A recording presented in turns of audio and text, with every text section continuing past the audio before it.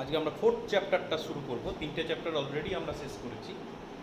Fourth chapter নিউটনের গতিসূত্র।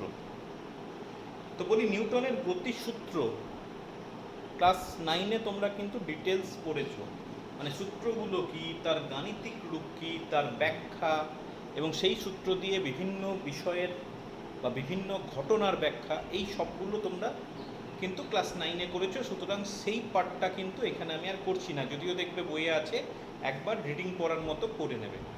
যে অংশটা থেকে তোমাদের সম্পূর্ণ অজানা মানে নতুন, সেই অংশটা থেকে আমি শুরু করছি।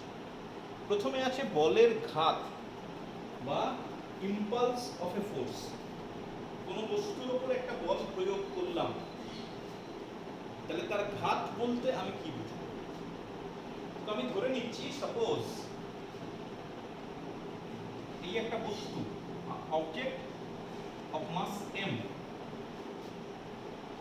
it is moving with velocity u বেগে গতিশীল। তুমি কি করলে? You apply some force p, তুমি বস্তুটার উপর একটা p বল প্রয়োগ করলে কতক্ষণ ধরে? Let for a interval t, সময় ধরে তুমি বস্তুটার উপর p বল প্রয়োগ করলে। এক্সপেক্টেড বস্তুটার উপর যদি একটা নির্দিষ্ট সময় ধরে একটা বল প্রয়োগ করা হয়, then its velocity should change, তাই না? এর গতিবেগ পরিবর্তিত হবে। Let its velocity be v after time t. মানে তুমি ভাবতে পারো এটা হচ্ছে টি ইকুয়াল টু 0 মোমেন্ট, আর এটা হচ্ছে টি একটা t moment after time t. মানে তুমি বলতে পারো যে একদম প্রথমে বস্তুটা এম ভরের একটা বস্তু ইউ বেগে গতিশীল ছিল, তার উপর পি বল প্রয়োগ করলাম, টি সময় পর বস্তুটির বেগ হলো ভি। ঠিক আছে? A particle of mass m is moving with velocity u, a force p is applied on it. After an interval of t, its velocity becomes v. তাহলে বলের ঘাত বলতে আমি কি বলবো? বলের ঘাত বলতে বোঝায়, suppose it is represented as যে p ইনটু t, অর্থাৎ প্রযুক্ত বলের মান এবং বলের ক্রিয়াকালের গুণফলকে প্রযুক্ত বলের ঘাত বলা হয়। It is the product of applied force and the time interval for which the force is applied on the object. তাহলে এই রাশিটাকে আমি বলবো বলের ঘাত। আচ্ছা, একটু এক্সপ্লেন করা যাক। যেমন এখানে আমি পেয়েছি বল, তুমি ক্লাস 9 এর কনসেপ্ট থেকে জানো যে force must be equal to m v minus u divided by t। এটা নতুন কিছু নয়, সেকেন্ড ল এর ম্যাথমেটিক্যাল ফর্ম। তাহলে ওই মানটা যদি আমি বসিয়ে দিই m v minus u divided by t into t, t cancels out, তাহলে এটা পড়ে থাকছে mv মাইনাস mu। তাহলে আমি বলতে পারি this is equal to change in momentum, linear momentum obviously. তাহলে j ইকুয়াল টু হয়ে গেল ভরবেগের পরিবর্তন, কারণ আমি জানি এটা হচ্ছে বস্তুটির প্রাথমিক ভরবেগ m ইনটু u, এটা হচ্ছে বস্তুটার অন্তিম ভরবেগ m into v, mv minus mu that is equal to change in momentum. তাহলে তুমি বলতে পারো বলের ঘাতটা কি? বলের ঘাত প্রকৃতপক্ষে বস্তুর ভরবেগের পরিবর্তন। আচ্ছা, একক কি হবে? মাত্রা কি হবে? তাহলে একক আর মাত্রা কিভাবে পাবো? বলের মাত্রা ইনটু সময়ের মাত্রা, বা একক করতে গেলে বলের একক ইনটু সময়ের একক। তাহলে ইউনিট হয়ে যাবে নিউটন সেকেন্ড অথবা ডাইন সেকেন্ড অ্যাকর্ডিংলি। এটা এসআই, এটা সিজিএস। আর যদি ডাইমেনশন ফাইন্ড আউট করতে দেয়, dimension of force into dimension of time, তাহলে পড়ে থাকছে M L T to the power minus. ঠিক আছে? This is impulse of a force. আচ্ছা, আরেকটা জিনিস এখানে করে রাখো যে যদি গ্রাফিক্যালি রিপ্রেজেন্ট করতে চাও তাহলে কিভাবে তোমাকে moment impulse of a force বের করতে হবে। Suppose you draw a graph, PT graph. PT graph মানে কি?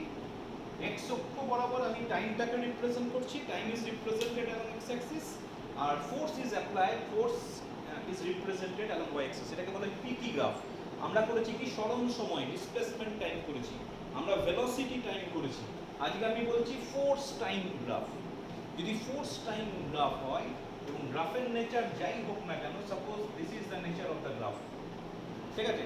যদি হয়, then area under the curve, this is the area মনে রাখবে এরিয়া আন্ডার দ্য কার্ভ কি দেয়, পড়েছিলাম সেকেন্ড চ্যাপ্টারে, x into Y, quantity along X axis into quantity along Y Axis.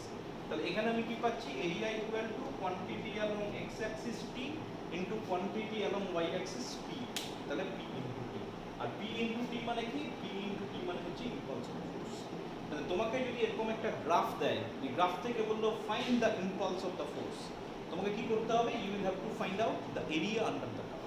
সেটা স্ট্রেট লাইন না হয়ে তোমার যে কোনো টাইপের গ্রাফ হতে পারে, এই মনে করো এই হয়ে গেল, তোমাকে এই টোটাল এরিয়াটা ফাইন্ড আউট করতে হবে, ঠিক আছে। বেশ, একই সঙ্গে আমি আরেকটা রাশির কথা বলবো, যেটাকে বলা হয় ঘাত বল। আগেরটা ছিল বলের ঘাত, এটাকে বলা হচ্ছে ঘাত বল বা ইম্পালসিভ ফোর্স। দুটো কিন্তু সম্পূর্ণ আলাদা। বলের ঘাত হলো, এবার হচ্ছে ঘাত বল বা ইম্পালসিভ ফোর্স। কাকে বলা হয় ইম্পালসিভ ফোর্স? তো আমরা দেখেছি অনেক সময় এমন ব্যাপার ঘটে যে আমি একটা বস্তুর ওপর বল প্রয়োগ করলাম, কিন্তু বল প্রয়োগ করার সময় ওই যে বস্তু আর বল এদের মধ্যে যে সংস্পর্শ, সেই সময়টা খুব কম। যেমন মনে করো তুমি একটা পেরেক আছে, পেরেকটা তুমি দেওয়ালে পুঁততে চাইছো, তুমি কি করলে, একটা হাতুড়ি নিলে, হাতুড়ি নিয়ে তুমি পেরেকটাকে আঘাত করলে। এই যে হাতুড়ি নিয়ে পেরেকটাকে আঘাত করলে, তখন হাতুড়ি আর পেরেকের মধ্যে যে ফোর্সটা তুমি অ্যাপ্লাই করছো, সেই ফোর্সের কন্ট্যাক্ট মানে হাতুড়ির সঙ্গে পেরেকের কন্ট্যাক্টের টাইমটা কিন্তু জাস্ট ফর এ মোমেন্ট। অথবা তুমি ভাবো একটা ফুটবল রাখা আছে, দূর থেকে এসে একজন কিক মারলো, তাহলে যে কিক মারলো তার পায়ের সঙ্গে বলের সংস্পর্শকাল ভেরি স্মল মোমেন্ট। এই ক্রিকেটের ব্যাট মানে ব্যাট দিয়ে বলকে আঘাত করা, সেটাও ভাবতে পারো যে বলটাকে যখন সে ব্যাট দিয়ে আঘাত করছে অনেকক্ষণ ধরে কিন্তু বল প্রয়োগ করছে। Force is applied for just a very short interval. যদি এই ব্যাপারে এই ধরনের ঘটনা ঘটে, তাহলে সেক্ষেত্রে সেই ফোর্সটাকে আমি বলবো ইম্পালসিভ ফোর্স। মানে বৃহৎ মানের কোনো বল যদি খুব অল্প সময় ধরে কোনো বস্তুর ওপর ক্রিয়া করে, তাহলে সেক্ষেত্রে সেই বলটাকে আমরা ঘাত বল বলব, ঠিক আছে। A force of very high magnitude when is applied on a body for a very short interval of time, then the force is known as impulsive force. এই বলটাকে বলা হবে ঘাত বল। কারণ পরীক্ষায় প্রশ্ন যেটা থাকে যে ঘাত বল আর বলের ঘাত, এই দুটোর মধ্যে তুমি পার্থক্য করো, ঘাত বল আর বলের ঘাত। আচ্ছা, এবার একটা জিনিস খেয়াল করো, এটাকে কিন্তু পরিষ্কার আমি বলছি বল। তাহলে বল যদি হয় তাহলে তার একক কি হবে, নিউটন। এর একক হবে টাইম, এর মাত্রা হয়ে যাবে বলের যা মাত্রা mL/2⁻²। এটা অনেকটা পার্থক্য তো এমনি হয়ে গেল। যেমন এখানে এক নম্বর আমি লিখবো, এটা হচ্ছে বৃহৎ মানের বল। ঘাত বল মানে হচ্ছে এটা একটা বৃহৎ মানের বল। এটার এক নম্বর আমি কি লিখবো, এটা হচ্ছে ফোর্স ইনটু টাইম। এবার মনে রাখবে, এটাকে বলের কারণ বলা হয়, এটাকে বলা হয় বলের ঘাতের কারণ, আর এটাকে বলা হয় ঘাত বলের ফলাফল, রেজাল্ট। এটা হচ্ছে রিজন, এটা হচ্ছে রেজাল্ট। আচ্ছা, এটার ইউনিট হচ্ছে নিউটন, অথবা তোমার ইউনিট হচ্ছে টাইম, আর এটার ইউনিট হচ্ছে নিউটন ইনটু সেকেন্ড অথবা টাইম ইনটু সেকেন্ড। আচ্ছা, 4 নম্বর, এটার মাত্রা হচ্ছে mL/2 same as that of force, আর এটার ডাইমেনশন হচ্ছে mL/1. 5, it produces acceleration, force acceleration, আর এটাকে এইভাবে দেখা হয় it changes momentum। তাহলে মোটামুটি 5টা পার্থক্য খুব সহজ। এটা force, this is only force, বৃহৎ মানের বল।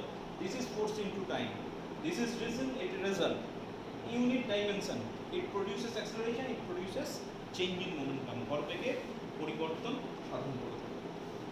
বুঝতে বেশ, এখান থেকে ছোট ছোট কিছু নিউমেরিক্যালস করা যেতে পারে, এটাও অবশ্যই তুমি মনে রাখবে। নিউটনের দ্বিতীয় সূত্র দিয়ে বেশিরভাগ অঙ্কগুলো হবে, কারণ নিউটনের দ্বিতীয় সূত্রটি আমাদের ম্যাথমেটিক্যাল ফর্ম আছে। ফার্স্ট লয়ের কিন্তু সেই হিসেবে ম্যাথমেটিক্যাল ফর্ম নেই, বা থার্ড লয়ের কিন্তু ম্যাথমেটিক্যাল ফর্ম আছে, কিন্তু অঙ্ক করার মতো কিছু নেই। কিরকম অঙ্ক থাকতে পারে দেখা যাক, আলোচনা করা যাক। মনে করো এরকম একটা অঙ্ক দিচ্ছে যে, মনে করো এখানে তুমি একটা পেরেক, কোনো একটা কাঠের বাক্স, তাতে তুমি একটা পেরেক করতে চাইছো। তো বলছে কি এটা হাতুড়ি দিয়ে তুমি পেরেকটাকে আঘাত করবে, তার ফলে পেরেকটা ভেতরে ঢুকবে। বলছে এই হাতুড়িটার ভর হচ্ছে 2.5 KG, the mass of the hammer is 2.5 KG. ঠিক আছে, এবার বলেছে এটাকে 5 মিটার উপর থেকে, মানে তোমাকে তো হাতুড়িটা নিয়ে এসে এইভাবে মারলে হবে না, হাতুড়িটাকে এইভাবে নিয়ে এসে মারতে হবে। তো বলছে যে the hammer is at a height 5 metre, মানে 5 মিটার উঁচু থেকে আঘাত করা শুরু হবে। তা তুমি বলতে পারো এক্ষেত্রে হ্যামারের গতি যখন তুমি ভাববে, হ্যামারটা 5 মিটার উপর থেকে এসে এই পেরেকটাকে আঘাত করবে। বলছে এই যে হ্যামারটা পেরেকটাকে আঘাত করবে, নেলটাকে, বলছে এদের মধ্যে সংস্পর্শতা অনলি 0.1, 1/10 সেকেন্ড। মানে হাতুড়ি আর পেরেকের মধ্যে সংস্পর্শের সময় হচ্ছে 1/10 second, just for a moment. আর জি এর মান দেওয়া আছে 10 metre per second square, calculation সুবিধার জন্য 10 করে দিয়েছে, খেয়াল রাখবে। আমি 10ই ব্যবহার করব, 9.89। প্রশ্ন দিয়েছে এটার উপর নেট ফোর্স কত, find out the net force on the nail. পেরেকটির উপর ক্রিয়াশীল লব্ধি বল বা মোট বল নির্ণয় করো, বা ক্রিয়াশীল বল নির্ণয় করো। আচ্ছা কিভাবে করব দেখো, ফোর্স মানে কি m into v minus u by t। m দেওয়া আছে, তাহলে v minus u by t, t দেওয়া আছে। তাহলে আমি যে ফোর্সটা বার করব, তুমি প্রথমেই দেখবে যে যেটা বের করতে দিয়েছে সেটা ম্যাথমেটিক্যালি প্রকাশ করবে। এটা আমি প্রকাশ করে ফেললাম। এবার এর মধ্যে কোন কোনটা জানা আছে, mass is given, time is given. তাহলে জানা নেই কি u আর v জানা নেই। আচ্ছা u আর v এর কথা বলতে গিয়ে বলি, u আর v মানে কি, যেখান থেকে হাতুড়ির গতি শুরু হয়েছিল, একদম স্টার্টিং মোমেন্ট আমি এবার তুলে রেখেছি, সেই মোমেন্টটা হচ্ছে u। আর v মানে কি, যখন আমি ওটাকে আঘাত করছি। তাহলে আমি ধরে নিলাম এখানে ইনিশিয়াল ভেলোসিটি এটা 0 অবভিয়াসলি, কারণ আমি এখান থেকে শুরু করেছি, মুহূর্তের জন্য ভেলোসিটিটা 0, তারপর আমি আঘাত করব। and let the final velocity with which the nail is struck is v। বুঝলে? আচ্ছা ওটা প্রথমে লিখে ফেলবে যে ধরি v বেগে হাতুড়ি দিয়ে পেরেকটিকে আঘাত করা হয়, বা হাতুড়িটি পেরেকটিকে আঘাত করে, বা final velocity of the hammer is v, u equal to 0। তাহলে লিখে ফেলতে পারি, এটা হয়ে যাবে যেটা পরে আসছে। তুমি এবার হাতুড়ির গতির কথা ভাবো, আমি যদি এইভাবে লিখি v square u square plus 2gh, uটা 0, তাহলে তোমার পরে থাকছে v equal to root over 2, g এর মান 10 আর h এর মান 5, তাহলে এটা 100, তাহলে এটা পরে থাকছে 10 মিটার পার সেকেন্ড। তাহলে কত সহজে আমি v এর মানটা বের করে ফেললাম। এই জিনিসগুলো কিন্তু মেকানিক্সের সব জায়গায় কাজে লাগবে, এই ইকুয়েশন। বস্তুর গতির কথা ভাবলে you will have to use this, যেটা তোমার দরকার হবে সেটা তুমি ব্যবহার করবে।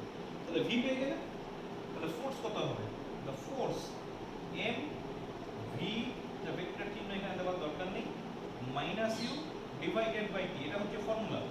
ইউটা 0, তাহলে তোমার পড়ে থাকছে m হচ্ছে 2.5, v হচ্ছে 10, আর টাইম হচ্ছে 1/10, তাহলে এটা 25, আরেকটা 10 দিয়ে গুণ, দেখো হয়ে যাচ্ছে 250 নিউটন। সব এসআই পদ্ধতিতে আছে, তাহলে 250 নিউটন। তার মানে হাতুড়িটা এই যে তুমি উপর থেকে নিচে মারলে, এটার জন্য হাতুড়িটা এই পরিমাণ বল প্রয়োগ করে। But it is not the answer, মানে এটা কিন্তু উত্তর নয়। কেন উত্তর নয়? কি প্রশ্ন চেয়েছে? প্রশ্ন চেয়েছে যে পেরেকটির ওপর কত বল প্রযুক্ত হবে। এটা তো প্রযুক্ত হবেই, তার সঙ্গেও কিন্তু আরেকটা ফোর্স থাকবে। কি ফোর্স থাকবে? এর সঙ্গে আরেকটা যে ফোর্স থাকবে, এই যে আমি হাতুড়ি দিয়ে আঘাত করলাম, তখন হাতুড়ির গোটা ওয়েটটা কিন্তু ওর উপর এসে পড়বে। তাহলে রেজাল্টেন্ট ফোর্স হয়ে যাবে this force due to motion of the hammer, as well as আরেকটা পার্ট থাকবে due to weight of the hammer. তাহলে টোটাল ফোর্স হয়ে যাবে, total force on the nail, পেরেকটির উপর ক্রিয়াশীল মোট লব্ধি বল, আমি লিখলাম F ড্যাশ ইকুয়াল টু হয়ে যাবে F plus weight of the hammer, হাতুড়ির ওজন। তাহলে এটা পড়ে থাকছে 250, হাতুড়ির ভর mg, m হচ্ছে 2.5, ওজন g 10, তাহলে এটা পড়ে থাকছে 275। ঠিক আছে, নেক্সট প্রবলেমে চলে যাই, আরেকটা প্রবলেম করব। বলছে দুটো বস্তু আছে পাশাপাশি, দুটো বস্তু আছে পাশাপাশি, দুটোরই ভর same, two identical objects are kept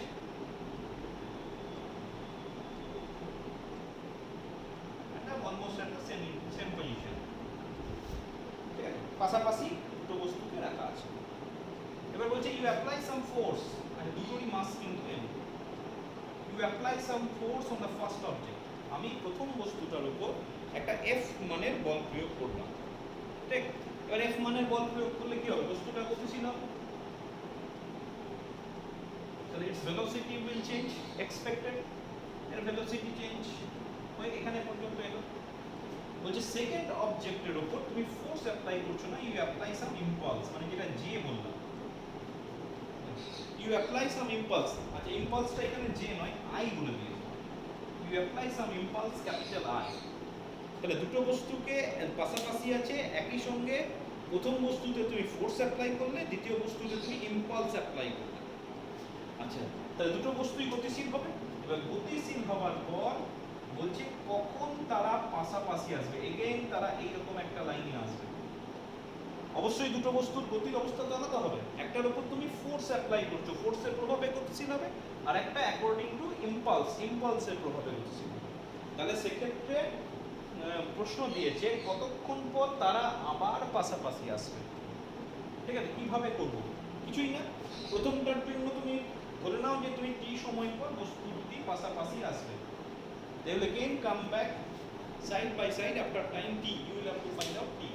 তাহলে টি সময় পর বস্তুটা কতটা যাচ্ছে বের করব, আর টি সময় পর এই বস্তুটা কতটা যাচ্ছে বের করব, দুটোকে সমান করে দেবো। পাশাপাশি আসবে মানে কি, পাশাপাশি আসবে মানে কি, প্রথম বস্তু যে দূরত্ব অতিক্রম করবে দ্বিতীয় বস্তু সেই দূরত্বটাই অতিক্রম করবে, the distance covered by both the object must be same। আচ্ছা কিভাবে করব, আমি যদি প্রথম বস্তুর কথা ভাবি, তাহলে প্রথম বস্তুর জন্য for the first object, for the first object কি করতে পারি, প্রথম বস্তুর জন্য তুমি ইকুয়েশন অফ মোশন ওই একই ভাবে লেখার চেষ্টা করো। প্রথম বস্তুর জন্য আমি কি লিখতে পারি বলতো, ফোর্স দিয়ে দিয়েছে, তাহলে প্রথম বস্তুর জন্য ত্বরণ f by m, acceleration of the object of the first object f by m, তাহলে অতিক্রান্ত দূরত্ব চাই, তাহলে অতিক্রান্ত দূরত্ব the distance covered by the first object in time t কি হবে ut plus half f square u equal to 0, both the object, উভয় বস্তুর জন্যই প্রাথমিক বেগ 0, তাহলে এটা পড়ে থাকছে half এটা f by m into t square। তাহলে প্রথম বস্তু কতটা দূরত্ব যাচ্ছে আমি পেয়ে গেলাম। এবার দ্বিতীয় বস্তুর জন্য চলে আসবে। আচ্ছা দ্বিতীয় বস্তুর জন্য আমি কি লিখবো, i প্রয়োগ করা হচ্ছে m v minus u, again u equal to 0, তাহলে v equal to পড়ে থাকছে i by m, ঠিক আছে। তাহলে final velocity of the object v equal to i by m। আচ্ছা মোমেন্টাম চেঞ্জ, আচ্ছা এবার এর অতিক্রান্ত দূরত্ব কত হবে, the distance covered by the second object। অ্যাক্সিলারেশনের কোনো ব্যাপার আমি ধরবো না, আমি করব কি s equal to vt, তাহলে v equal to হচ্ছে i by m into t। এবার শর্তানুসারে কি বলেছে, according to question s1 must be equal two s2, তাহলে s1 ইকুয়াল টু s2 যদি তুমি বসাও তাহলে পড়ে থাকছে f t square by 2m i t by m, m কেটে গেল, একটা t কাটছে, তাহলে পড়ে থাকছে t equal to 2i by f, this is the answer. অর্থাৎ 2i বাই f এই সময় পর বস্তু দুটি আবার পাশাপাশি আসবে। এই অঙ্কটা ভালো করে দেখে রেখো, পরীক্ষায় এই অঙ্কটাই বারবার এসছে, ঠিক আছে। সুতরাং এই অঙ্কটা একটু ভালো করে দেখতে হবে। আচ্ছা এরপরে আমরা কতগুলো প্রবলেম আলোচনা করব। এই প্রবলেমগুলো তুমি খুব ভালো করে দেখে রাখবে, তোমার কনসেপশন যেন ক্লিয়ার হয়, মানে সবগুলোই গাণিতিক সমস্যা। যদি কনসেপশন ক্লিয়ার না হয় তোমাকে পরীক্ষাতে ওই প্রবলেমটাই দেবে, তার কোনো মানে নেই, ওই টাইপের প্রবলেম দেবে, সেগুলো তোমাকে বুঝে সমাধান করতে হবে। তো প্রথমে এক এক করে যাই। প্রবলেম নাম্বার 1 কি বলছে ভালো করে দেখে রাখো। বলছে তোমার কাছে একটা কপি কল আছে, পুলি। পুলি মানে একটা চাকা, বা ভাবতে পারো যে কুয়োতে যে দড়ি দিয়ে জল তোলো তো, ওখানে একটা গোল মতো অংশ থাকে, that is copy call, that is পুলি। বাট এরকম একটা পুলি, তোমার কাছে একটা লম্বা সুতো আছে বা দড়ি আছে।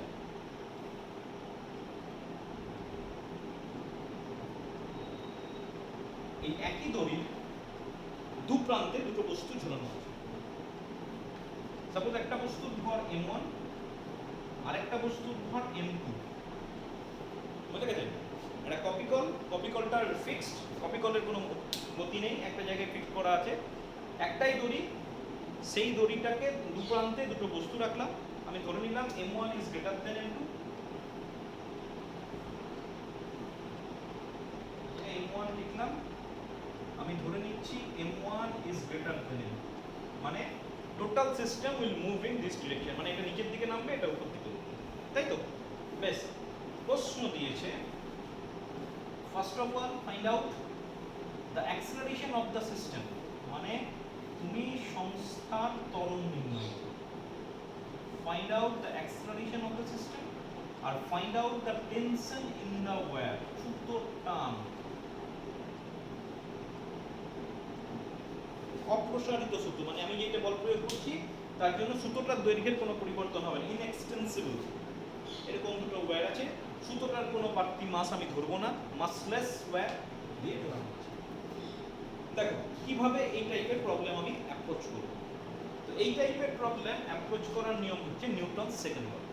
গাণিতিক রূপটা কি ছিল তুমি মনে করে দেখো, গাণিতিক রূপ ছিল P = mf, where f is the acceleration of the particle, m is the mass of the particle, and what is p? P is the resultant force on the object. লব্ধি বল, বস্তুটির উপর ক্রিয়াশীল লব্ধি বল হচ্ছে p। তাহলে এখানে তোমাকে করতে হবে কি, দুটো বস্তু আছে, তাহলে দুটো বস্তুর জন্য আমি দুটো ইকুয়েশন পাবো, একটা m1 এর জন্য ইকুয়েশন পাবো, একটা m2 এর জন্য ইকুয়েশন পাবো। আচ্ছা, দুটোরই right hand side m1 into acceleration, কিন্তু তোমাকে লেফট হ্যান্ড সাইডটা বার করতে হবে, মানে তোমাকে দেখতে হবে বস্তুটার উপর কি কি বল কাজ করছে, বস্তুটার উপর লব্ধি বল কত। তাহলে প্রথমত দেখা যাক বস্তুর উপর কি কি বল কাজ করতে পারে, তোমার যেগুলো জানা আছে সেগুলো আগে দেখা যাবে। প্রথমত দুটো বস্তুরই ওজন থাকবে, এবং ওজন কোন দিকে কাজ করে, সবসময় towards the centre of the earth, পৃথিবীর কেন্দ্র বরাবর। সেটাকে আমরা দেখাবো কি করে, আমরা দেখাবো সবসময় টুয়ার্ডস ডাউনওয়ার্ডস, মানে বস্তুর, এই বস্তুটার ওজন কাজ করবে, আমি লিখতে পারি নিচের দিকে, এটা হয়ে যাচ্ছে m1 × g। একই রকম করে এই বস্তুটার ক্ষেত্রেও ওজনটা নিচের দিকে কাজ করবে, দ্যাট ইজ m2 g। এটা নিশ্চয়ই জানো যে ওজন মানে হচ্ছে mg, তাহলে m2 বস্তুর জন্য m2 g নিচের দিকে, আর m1 বস্তুর জন্য m1 g সেটা নিচের দিকে। বেশ, এবার প্রশ্ন হচ্ছে যে আর কি বল কাজ করছে, রেজাল্ট্যান্ট ফোর্স, মানে মোর দ্যান ওয়ান ফোর্স অবশ্যই আছে, তাহলে তোমার আর কি ফোর্স আছে এবং সেই ফোর্সটা কোন দিকে কাজ করবে, তারপর আমি ভাবার চেষ্টা করবো লব্ধি বল করতে হবে। আচ্ছা, এবার আমি বলে রাখি যে এখানে আরেকটা ফোর্স দুটো তারেই বা দুটো সুতোতেই কাজ করবে। কি ফোর্স? সেটা হচ্ছে সুতোর টান, একটা টেনশন ইন দ্য ওয়্যার থাকবে। এবং যেহেতু তার দুটো একটাই তার, মানে এমন নয় যে এটা একটা তার এটা আরেকটা তার, দুটো আলাদা তার নয়, কিন্তু একটাই তার, তাহলে সেক্ষেত্রে মনে রাখবে দুটো তারে কিন্তু টেনশন সেম হবে। মানে তোমাকে T1 T2 ধরার দরকার নেই, এটাই যদি টেনশন T হয় এটাতেও টেনশন T হবে। এখন টেনশন ইন দ্য ওয়্যার আগেও আলোচনা করেছি, কনসেপ্টটা আসে কোত্থেকে, যে সাপোজ একটা সুতোর সাহায্যে তুমি একটা বস্তুকে ঝুলিয়ে দেবে, এটাও কিন্তু নিউটনের ল থেকেই আসে। তুমি একটা সুতোর সাহায্যে একটা বস্তুকে ঝুলিয়ে দেবে, তাহলে সেক্ষেত্রে বস্তুর ওজনটা নিচের দিকে কাজ করবে। জিনিসটাকে এইভাবে ব্যাখ্যা করা হয়, তার মানে বস্তুটা সুতোটাকে mg বল দিয়ে নিচের দিকে টানছে। দেখো আবার বলছি যে এটার ওজন mg, মানে হচ্ছে এই বস্তুটা সুতোটাকে mg বল দ্বারা নিচের দিকে টানছে, ঠিক আছে? The object is pulling the wire in the downward direction. This is force, ক্রিয়া। আচ্ছা, তাই যদি হয় according to Newton's third law, সুতোটাও নিশ্চয়ই বস্তুটাকে উপর দিকে টানবে, প্রতিক্রিয়া, রিঅ্যাকশন। তাহলে সেক্ষেত্রে এই দিকে একটা প্রতিক্রিয়া বল কাজ করবে, এবং সেই প্রতিক্রিয়া বলটিকে সুতোর টান দ্বারা প্রকাশ করবে। এটা হচ্ছে অ্যাকশন, এটা হচ্ছে রিঅ্যাকশন, এটা ক্রিয়া, এটা প্রতিক্রিয়া। তাহলে সবসময় মনে রাখবে টেনশনটা কোন দিকে কাজ করবে, towards the point from which it is suspended. যে নির্দিষ্ট বিন্দু থেকে সুতোটাকে ঝোলানো হয়েছে ইন জেনারেল সেই বিন্দু বরাবর সুতোর টান কাজ করবে। তাহলে যখন আমি এই বস্তুটার কথা ভাববো সুতোর টানটা কাজ করবে এই বরাবর, সে টি। একই রকম ভাবে এই বস্তুটার ক্ষেত্রে সুতোর টান কাজ করবে টি। আর কোন ফোর্স কিন্তু বস্তুটার উপর বা বস্তু দ্বয়ের উপর কাজ করে না। তাহলে তোমাকে কিন্তু এই দুটো বলের অধীনে তোমাকে বের করতে হবে এটার উপর রেজাল্টেন্ট ফোর্স কত, এটার উপর রেজাল্টেন্ট ফোর্স কত। দুটো বল বিপরীত দিকে কাজ করছে, তাহলে এটার উপর রেজাল্টেন্ট ফোর্স হবে আইদার m1g - t অথবা t - m1g। একই কথা এর ক্ষেত্রেও প্রযোজ্য, এটার রেজাল্টেন্ট ফোর্স হবে আইদার m2g - t অথবা t - m2g। এখন কোনটা ঠিক হবে? তাহলে তোমাকে জানতে হবে বস্তুটার গতি কোন দিকে। যেমন দেখো আমি m1 গ্রেটার দেন m2 বলেছি, মানে কি এটার ওয়েট বেশি, তাহলে গোটা সিস্টেমটা এই দিকে মুভ করবে। তাহলে আমি যদি বলি m1 বস্তুর ত্বরণ a হয় নিচের দিকে, তুমি নিশ্চিত থাকো m2 বস্তুটার ত্বরণ হবে উপর দিকে, কিন্তু সেম ত্বরণ হবে, because they are connected by the same wire and the wire is inextensible, massless। যেহেতু একটাই সুতো বা তারের সাহায্যে যুক্ত করা হয়েছে, তারটি অপ্রসার্য এবং ভারবিহীন। সুতরাং তুমি মনে রাখবে এই বস্তুটা যদি এ ত্বরণে নিচে নামে, এটা এ ত্বরণে উপরে উঠবে। বুঝলে? এবার তুমি এটার উপর চলে এসো। এইটা আমি আলাদা করে আবার আঁকছি গোটা জিনিসটাকে। প্রথম অঙ্ক সেই জন্য আমি এত করছি, যখন বুঝতে পারবে তখন এত আর সমস্যা হবে না। তাহলে প্রথম বস্তুর ওপর m1g নিচের দিকে কাজ করছে, টান উপর দিকে কাজ করছে, ত্বরণ নিচের দিকে কাজ করছে। ঠিক আছে? তাহলে এটার উপর লব্ধি বল কত হবে, m1g - t না t - m1g? তো মনে রাখবে যেদিকে বস্তুর গতি হবে সেই দিকের ফোর্সটা অবশ্যই বেশি হবে। যদি এই ফোর্সটা বেশি না হয় তাহলে বস্তু নিচের দিকে নামবে কেন, বস্তু উপর দিকে ওঠার কথা। যদি t বেশি হতো বস্তু উপর দিকে উঠতো, যদি m1g বেশি হয় তবে বস্তু নিচের দিকে নামবে। তাহলে what will be the resultant force, m1g - t। তাহলে প্রথম বস্তুর জন্য যদি ইকুয়েশন অফ মোশন লিখতে চাও, এটা হয়ে যাবে m1g - t equal two m1 এ, এই এটা হচ্ছে p ইকুয়াল টু mf। এটার ভর হচ্ছে m1, ত্বরণ হচ্ছে a, তাহলে m1। বোঝা গেছে? এবার দ্বিতীয় বস্তুর ক্ষেত্রে চলে এসো। দ্বিতীয় বস্তুর ক্ষেত্রে এটা ছিল m2 আর ত্বরণটা ছিল উপর দিকে। তাহলে এটার জন্য যখন আমি ইকুয়েশন অফ মোশন লিখব, তো অ্যাক্সেলারেশন ইজ আপওয়ার্ড, তাহলে upward force must B greater than the lower force. উপরের দিকের বলটা নিশ্চয়ই বড় হবে। তাহলে ইকুয়েশন কি হবে, t - m2g। তাহলে এটা হয়ে যাবে t - m2g, this is equal to m2a। Equation number 1, equation number 2। দেখো দুটো ইকুয়েশন পেয়ে গেছি। দুটো বস্তুর জন্য দুটো ইকুয়েশন দরকার, পেয়ে গেছি। আর তোমার আননোন কটা, আননোন দুটো। তাহলে সলভ করলেই পেয়ে যাবে। 1 আর 2 খুব সহজ। প্রথমে দুটোকে সিম্পল অ্যাড করে দাও। সিম্পল অ্যাড করলে প্লাস t মাইনাস t কেটে যাচ্ছে। তাহলে তোমার পড়ে থাকছে m1 - m2 into g, this is equal to m1 plus m2 into g। তাহলে এখান থেকে পড়ে থাকছে a equal to m1 minus m2 divided by m1 plus m2 into g। This is the acceleration of the system। আর কি বলেছে, tension in the wire. Equation 2 থেকে পেয়ে যাব t equal to হচ্ছে m2 g plus a। দেখেন না, এটা এদিকে গেল, মাইনাসটা প্লাস হয়ে গেল। তাহলে m2 g plus, এটা পড়ে থাকছে m1 sorry minus m2 divided by m1 plus m2 into g। জিটাকে কমন নিয়ে নাও, তাহলে m2g, এটা পড়ে থাকছে 1 plus m1 minus m2 divided by m1 plus m2। এবার তুমি ভগ্নাংশের যোগ বিয়োগ করে ফেলো যেমন হয়। ভগ্নাংশের যোগ বিয়োগ যদি করা হয় t ইকুয়াল টু পড়ে থাকবে m2g, নিচে পড়ে থাকবে m1 প্লাস m2, যেখানে পড়ে থাকছে m1 প্লাস m2, আর এটা পড়ে আছে m1 মাইনাস m, তাহলে এখান থেকে m2 কেটে যাবে, 2m1 পড়ে থাকছে, তাহলে 2m1 m2 divided by m1 plus m2, this is the tension equation. তাহলে এটা একটা উত্তর সংস্থাপকরণ, আর এটা হচ্ছে সূত্রটা। বলে রাখি এখানে m1 m2 দিয়ে দিয়েছে, পরীক্ষায় প্রবলেম এমনও দিয়েছে, সাপোজ একটাকে বললো 4 কেজি, একটাকে বললো 3 কেজি, এ বললো find the acceleration of the system, find the tension profile. সেক্ষেত্রে লাস্টে m1 4 আর যেটা বেশি সেটা m1 লিখবে, যেটা কম সেটা m2 লিখে তুমি এখান থেকে খুব সহজে বের করে দিতে পারবে। ঠিক আছে, ধারণা পরিষ্কার রাখবে, কারণ একদম এই অঙ্কটাই দেবে বলতে পারো না, বা বলতে পারো এটা হচ্ছে সিম্পলেস্ট টাইপের প্রবলেম। এই ধারণাটা, এটা সম্পর্কে ধারণা যদি তোমার পরিষ্কার না হয়, তুমি যখনই বড় অঙ্কের দিকে আর অন্য অঙ্কের দিকে যাবে, তখন সেই অঙ্কটা তুমি আর করতে পারবে না। আচ্ছা, একই রকমের আরেকটা প্রবলেম নিয়ে আলোচনা করা যায়। সেকেন্ড প্রবলেম, এই রকমের অনেক প্রবলেম হয়, করতে করতে তোমার ধারণা পরিষ্কার হবে। আবার বলছি, ধারণা পরিষ্কার না হলে মুখস্থ করে করতে পারবে না। এবং আরেকবার বারবার বলে রাখছি যে ফলো করতে অসুবিধা হবে যদি তুমি প্রত্যেক দিনের পড়াটা প্রত্যেক দিন না করো।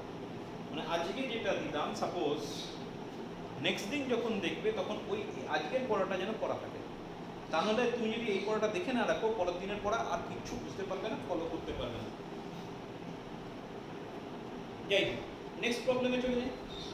আচ্ছা, নেক্সট প্রবলেম, এই মনে করো একটা টেবিলের একটা দিক, এটা টেবিল।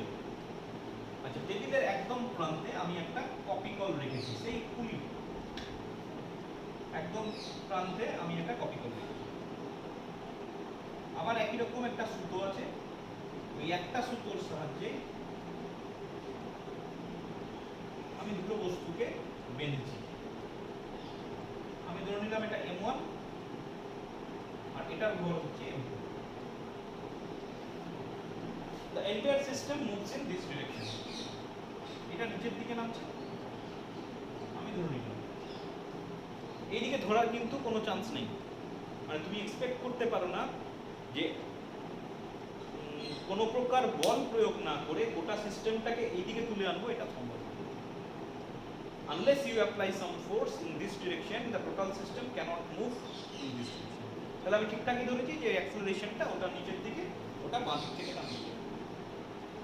কোশ্চেন সেম, কোশ্চেন বলেছে first of all find out the acceleration of the system, সংস্থার ত্বরণ কত, আর 2 নম্বর প্রশ্ন দিয়েছে find the tension in the black. ঠিক, আচ্ছা আগের মতোই ভাবি প্রবলেমটাকে। তাহলে কি করতে হবে, আমাকে করতে হবে P = mf। F তো বুঝতেই পারছি দুটো ক্ষেত্রেই সেম হবে, একটাই সূত্র, আগেও বললাম।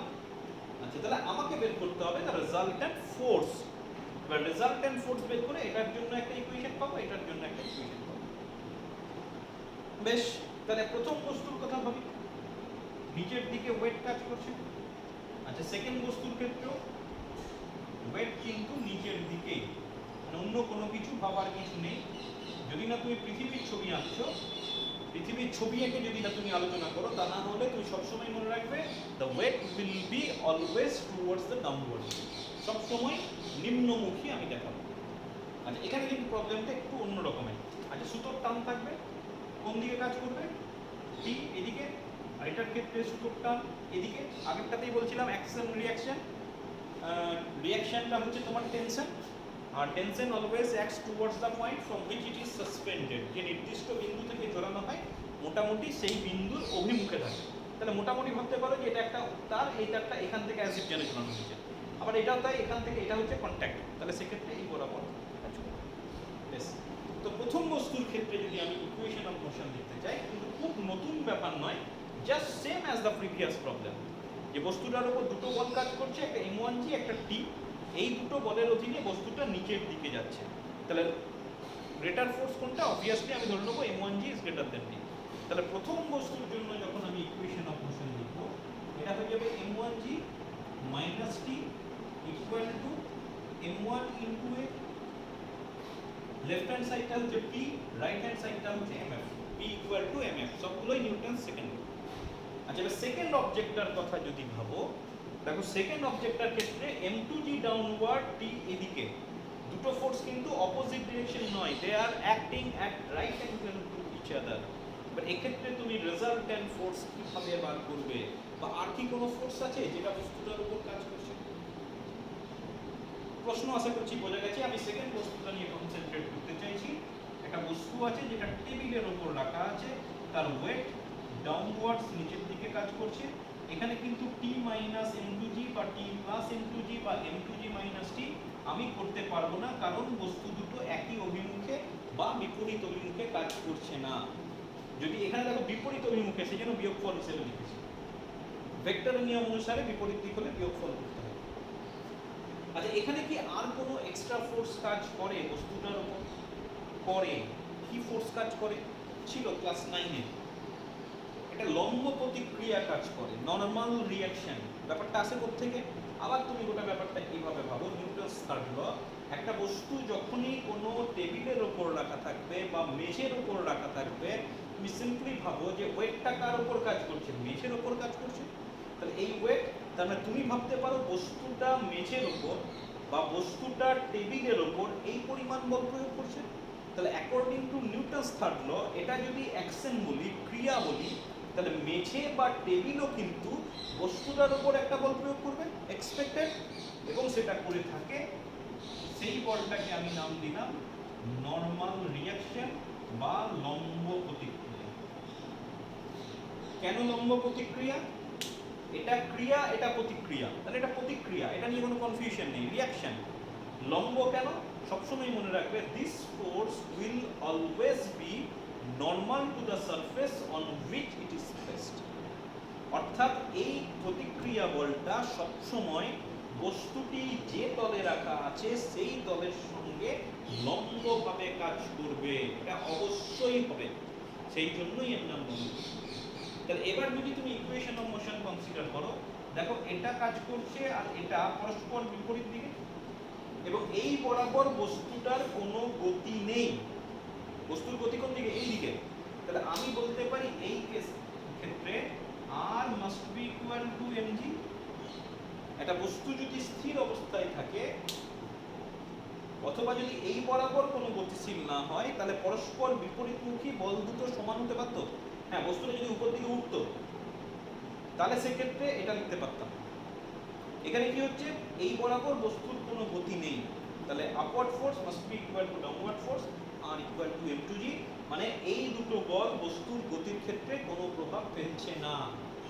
তবে এটাও গতি সৃষ্টি করছে না, এটাও গতি সৃষ্টি করছে না। তাহলে এই দুটোকে আমি বাদ দিয়ে দিলাম। এবার দেখো একা পড়ে থাকলো টি, আর কোনো ফোর্স নেই, মানে এই দিকে কোনো বল নেই যার জন্য আমি টিটাকে আটকাতে পারি। তাহলে তুমি বলতে পারো this is the sole force, only force that is responsible for creating the motion of this object. মানে শুধুমাত্র এই বলটাই বস্তুর মধ্যে গতিশীলতা সৃষ্টি করবে। তাহলে এক্ষেত্রে নেট ফোর্স হয়ে যাবে অনলি, এবং আমার হয়ে যাবে this is equal to m2। বাকি কাজটা খুব সহজ, সিম্পল অ্যাড করো, টি কেটে যাচ্ছে, তাহলে m1g equal to m1 plus m2 into a। তাহলে এখান থেকে a ইকুয়াল টু পেয়ে যাচ্ছি m1 divided by m1 plus m2 into g, আর t ইকুয়াল টু 1 নম্বর থেকে পাবে, 2 নম্বর থেকে পাবে, আবার 2 নম্বরটা সোজা m2 ইনটু a, তাহলে এটা m1 by m1 plus m2 into g। তাহলে এটা ভালো করে লিখবে m1 m2 m1 plus m2। This is the tension in the wire, this is acceleration of the system. দেখো খুব জটিল কিছু ছিল না, অঙ্কগুলো খুব ভালো করে দেখবে, নিজে লিখে লিখে করার চেষ্টা করবে। কনসেপশন বারবার বলছি, এগুলো সম্পর্কে তোমার যদি ধারণা পরিষ্কার না থাকে তাহলে কিন্তু পরবর্তীকালে অসুবিধা হবে। যখন একটু কমপ্লিকেটেড প্রবলেমে যাব তখন সেক্ষেত্রে করতে পারবে না। বা ফ্রিকশন চ্যাপ্টারে যাব, ফ্রিকশন একটা এক্সট্রা ফোর্স চলে আসবে, সেটা হচ্ছে ঘর্ষণ বল। সেই ঘর্ষণ বলটাকে যখন কন্টিনিউ করে নিয়ে করতে চাইবে তখন আবার করতে পারবে না। বারবার বলছি, এই প্রবলেমটা আজকে করলাম, আজকে তোমাদেরকে দিয়েছি, নেক্সট দিন প্রবলেমের আগে তোমার যেন এই গোটা ধারণাটা ক্লিয়ার হয়ে যায়। বারবার দেখে 2বার 3বার যতবার খুশি দেখো, কিন্তু ধারণা পরিষ্কার হওয়া দরকার, তা নাহলে পরের দিন কিন্তু বুঝতে অসুবিধা হবে, ফলো করতে অসুবিধা হবে।